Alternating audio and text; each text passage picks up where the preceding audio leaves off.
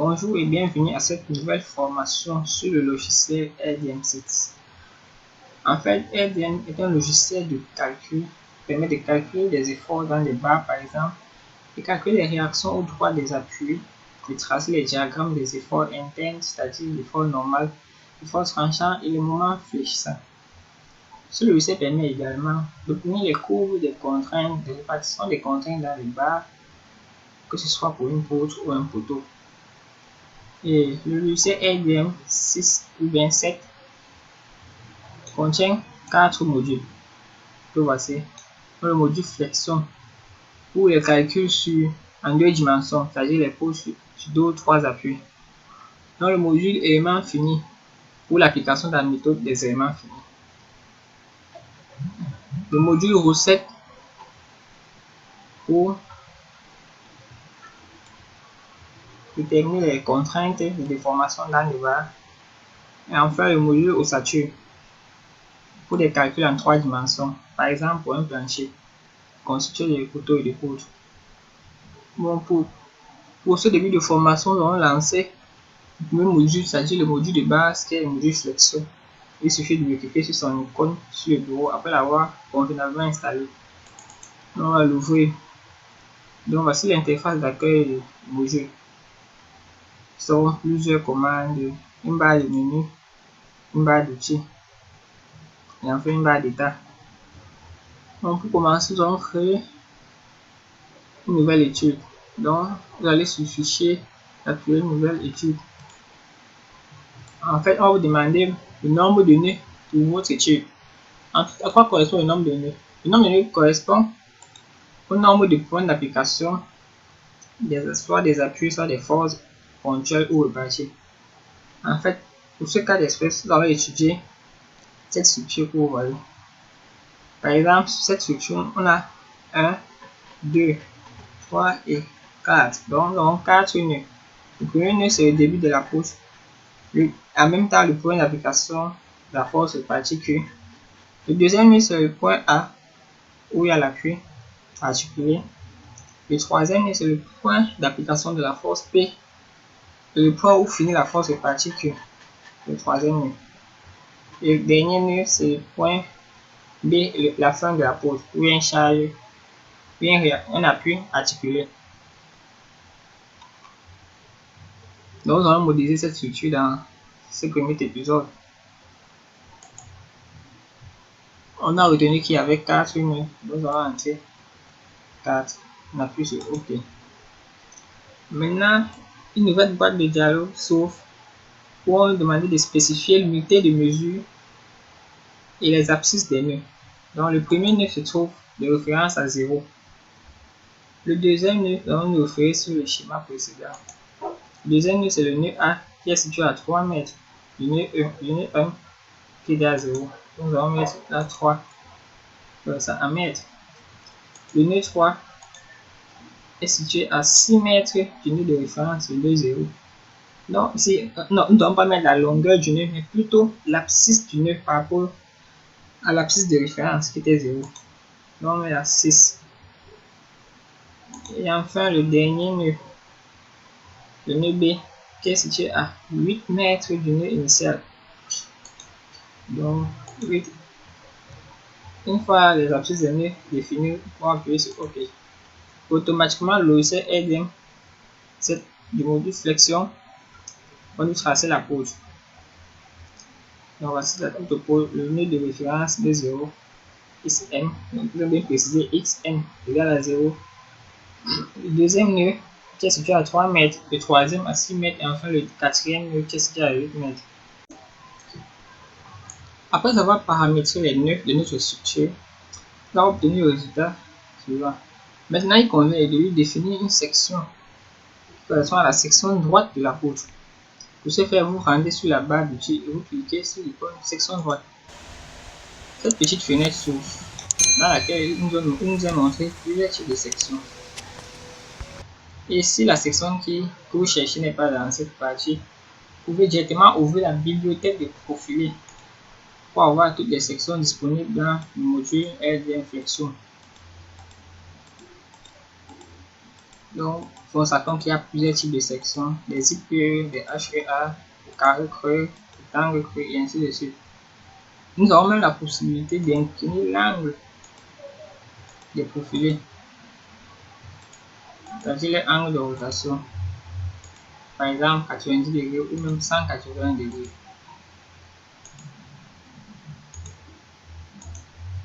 Donc, c'est pas ça qui nous intéresse pour le moment. Pour le moment, dans notre exemple, il s'agit d'une section circulaire de diamètre 10, de diamètre D.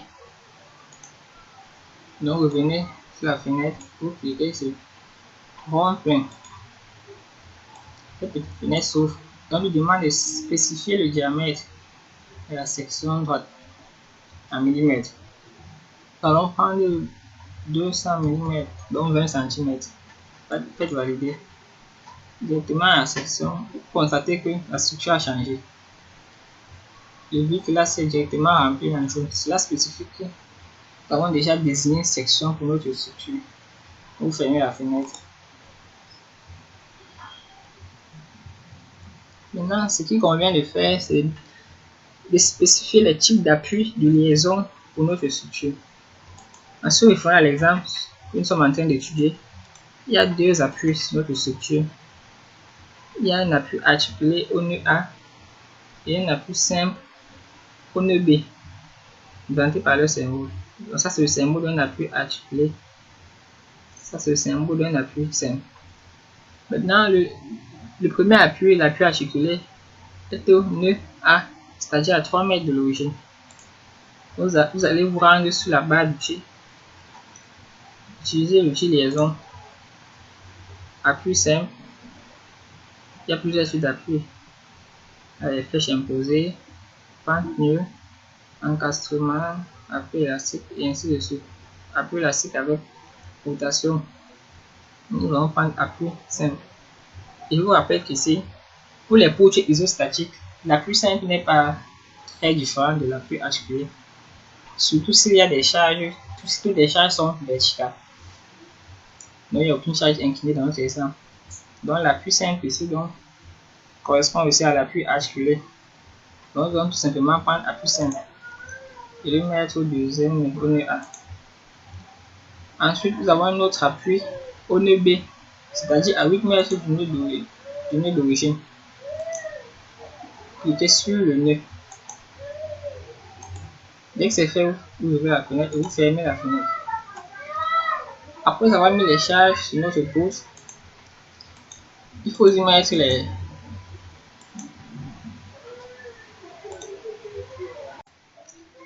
Après avoir spécifié les appuis sur notre poutre, c'est-à-dire les appuis A et B, il faut également spécifier les appuis, c'est-à-dire les charges qui vont s'appliquer sur notre poutre. Car sans les charges, on n'a pas d'effort interne, ni de diagramme de déformation, ni même de réaction. Excepté les réactions qui sont issues du poids propre de la structure. Donc, on va partir sur la barre d'outils, appuyer l'outil charge. Cette fenêtre s'ouvre. On a plusieurs types de charges. Donc, les charges nodales, c'est-à-dire les charges qui s'appliquent sur les nœuds. Donc, les charges uniformément reparties s'appliquent sur une longueur. Charge linéairement repartie, toujours uniformément repartie, mais cette fois-ci n'est pas linéaire, c'est-à-dire ça peut être triangulaire ou trapézoïdal. Donc, des couples linéairement repartis, c'est-à-dire des moments qui s'appliquent sur une longueur. L'action de la pesanteur G. Donc, nous n'avons pas tenu en compte l'action de la pesanteur. Donc, ce qui nous intéresse pour l'instant sont les charges qui s'appliquent sur les nœuds, charges nodales. La première force de l'ordre modélisé, c'est le moment de rotation. Et petite précision, le module RDM, dans son repère de base, comme nous l'avons vu précédemment, c'est X et Y, positif. Maintenant, le sens de rotation, c'est le sens trigonométrique, c'est-à-dire de la droite vers la gauche. Cela veut dire quoi? Que dans notre exemple ici, notre moment quitte plutôt de la gauche vers la droite. Donc c'est opposé à notre sens de rotation. Et ici, il est considéré comme positif. Donc pour modéliser notre moment, là où c'est RDM, d'abord la force annuelle et la force verticale, c'est 0. Maintenant, le moment pour le modéliser. Comme on a vu que les deux sens étaient opposés, c'est-à-dire sont obtenus le même sens que dans le cas de l'exercice. Donc, tout simplement mettre moins ici, avant de mettre la valeur de l'intensité du moment. On fait valider. Ensuite, le leçon demande de désigner le nœud sur lequel on va appliquer le moment. Il suffit simplement de cliquer sur le premier nœud où est appliqué le moment.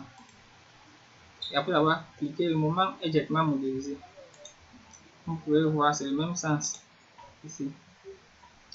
Ensuite, il convient de modéliser la charge uniformément répartie d'une intensité de 4 kN par mètre linéaire et qui s'étend du nœud d'origine jusqu'au deuxième nœud à 6 mètres de l'origine. Donc, vous cliquez sur charge uniformément répartie. Spécifier la valeur de l'intensité c'était de 4. Donc, conformément à notre repère, on va mettre moins 4. Faites valider. Désigner le nœud d'origine. Désigner l'extrémité. Directement, notre charge uniformément répartie est modélisée. Ensuite, nous allons modéliser la charge ponctuelle P d'une intensité de 20 kN et qui s'applique sur le deuxième nœud à 6 mètres de l'origine. Avec sur charge globale, intensité moins 20 pour dire qu'elle descend, moment 0. Il n'y a pas de moment cette fois. Cliquez sur le nœud. Voilà nos charges modélisées. Donc, après avoir modélisé nos charges, nous pouvons directement passer au calcul, c'est-à-dire pour obtenir les résultats que nous cherchons. Sur la barre d'état, nous propose directement des raccourcis qui permettent d'avoir ces résultats. Pour aller sur la barre de menu, appuyez sur résultat. Donc, sélectionnez le résultat que vous voulez. Si vous voulez la déformer, c'est-à-dire la flèche, vous cliquez et le résultat nous montre la courbe de la flèche de la structure. Donc, voici la ligne de flèche. Résultat, nous pouvons plutôt vouloir voir la pente. On a plutôt la pente de la structure sur l'application des charges. L'effort tranchant. Alors, la courbe de l'effort tranchant avec ses valeurs caractéristiques 2,4 fois 10 sous 1, ça signifie 24 kN. En 0, nous avons une valeur de 0. Au nœud 2, c'est-à-dire à 3 mètres, nous avons cette valeur. Au nœud 3, à 6 mètres, nous avons cette valeur qui correspond à 2,4. Et enfin, au nœud 4, nous avons 0. Suite résultat, nous pouvons mettre le moment fléchissant. Nous obtenons la courbe de moment fléchissant. Petit rappel, le repère de RDN7 est inversé par rapport au repère habituel. C'est-à-dire quoi? Les flexions sont plutôt vers le haut au lieu d'être vers le bas. Nous avons également la possibilité d'avoir des résultats spécifiques à chaque nœud. Par exemple, si nous voulons avoir les valeurs des réactions aux appuis, il suffit de faire un clic droit sur le nœud où se trouve l'appui. Par exemple, à l'appui A, si on va avoir la valeur de la réaction, il suffit de faire un clic droit sur le nœud 2 et cette fenêtre s'ouvre. Donc, nous pouvons lire la flèche à l'appui. Bien évidemment, la flèche sur un appui nul, donc 0. La pente est de moins 3,91, soit sur 100 moins 1 en degrés. Donc, c'est l'inclinaison, la pente, l'inclinaison. Donc, la ligne de déformation. Nous avons Fy qui correspond à quoi? À la force suivant Y. Donc, la réaction est de 20 kN. On retient donc que la réaction au point A est de 20 kN. Maintenant, la réaction au point B. On fait un clic droit. Nous obtenons cette fenêtre. Flèche 0, pente. Ici, la pente est positive. Ça se voit bien. Elle est positive. On monte. La valeur de Fy, dont la réaction est de 24 kN. Pour vérifier les résultats, nous nous rendons sur notre exemple. Puisqu'il était question de calculer les réactions aux appuis, et tracer les diagrammes des efforts intérieurs tout au long de la poutre. Donc, en vérifiant la correction de l'exercice, nous avons bel et bien RA 20 kN et RB 24 kN. Maintenant, pour ce qui est des diagrammes des efforts internes, nous allons également vérifier.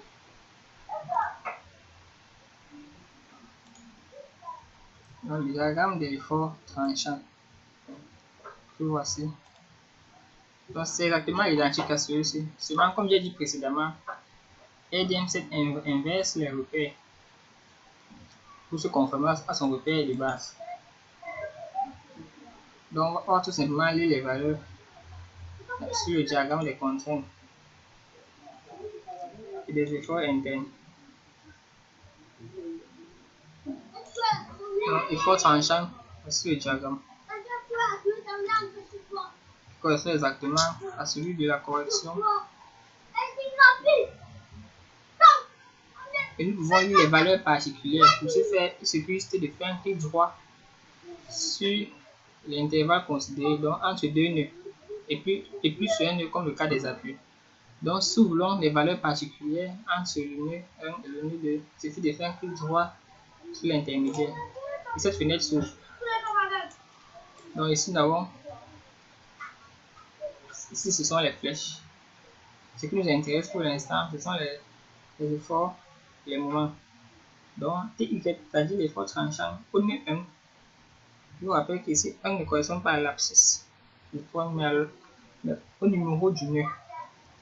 Au nœud 1, l'effort tranchant est nul. Au nœud 2, il est de 12 kN. Ce qui correspond exactement à la correction de l'exercice. 12 kN. C'est pour le premier tronçon. Maintenant, les moments. Le moment au nœud 1 est de 60 kN. Ce qui est juste.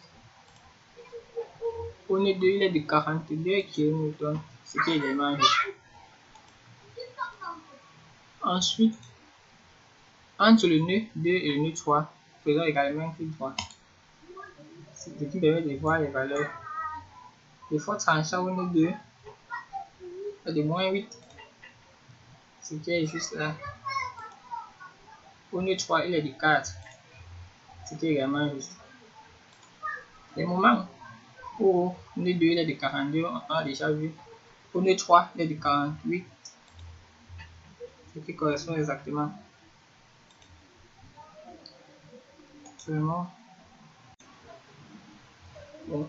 En récapitulatif, nous avons vu comment créer des nœuds, comment créer des sections droites, comment créer des appuis, comment créer des charges. Et enfin, comment visualiser les efforts internes, c'est-à-dire les diagrammes, efforts tranchants, moments fléchissants, les diagrammes de contraintes, fil supérieur et inférieur. Donc, rendez-vous au prochain épisode où nous allons étudier input sur 4 appuis. Pour finir, je vous propose de vous entraîner au logiciel avec les exercices suivants. Donc, avec l'exercice 1, il s'agit donc de modéliser cette structure.